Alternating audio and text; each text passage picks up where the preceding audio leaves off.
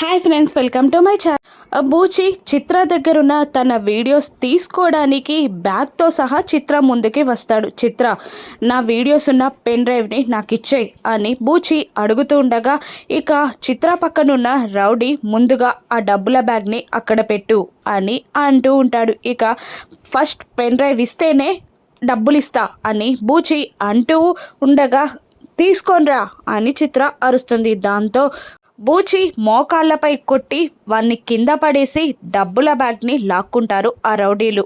ఆ డబ్బులున్న బ్యాగ్ని ఓపెన్ చేసేసరికి అందులో డబ్బులు కాకుండా పుస్తకాలే ఉంటాయి. అప్పుడు ఆ రౌడీ చిత్రతో ఇందులో పుస్తకాలే ఉన్నాయి చిత్ర అని అంటూ ఉండగా చిత్ర కోపంగా బూచిని చూస్తూ ఇలా అంటూ ఉంటుంది, నీకు ఇలా కాదురా, నీ వీడియోస్ ఉన్న ల్యాప్టాప్ ఇక్కడే ఉంది, ఆన్లైన్లో అప్లోడ్ చేస్తా అని అరుస్తూ అప్లోడ్ చేయబోతూ ఉండగా చిత్ర వద్దు వద్దు అని బూచి అరుస్తూ ఉంటాడు. ఇక కరెక్ట్గా ఎంటర్ బటన్ ఒత్తే టైంలో చిత్ర నుండి ల్యాప్టాప్ లాక్కుంటుంది జగదాత్రి.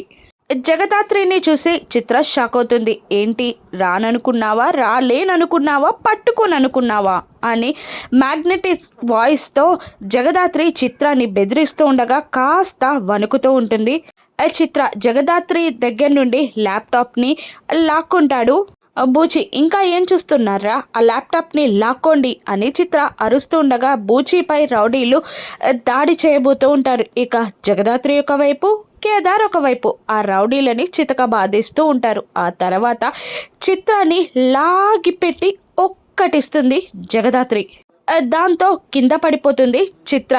ఏంటే, ఇంకా నీకు బుద్ధి రాలేదా అని అంటూ చిత్రకి బాగా బుద్ధి చెప్పి ఆ స్కామ్ నుండి బూచిని బయటపెట్టేస్తుంది జగదాత్రి.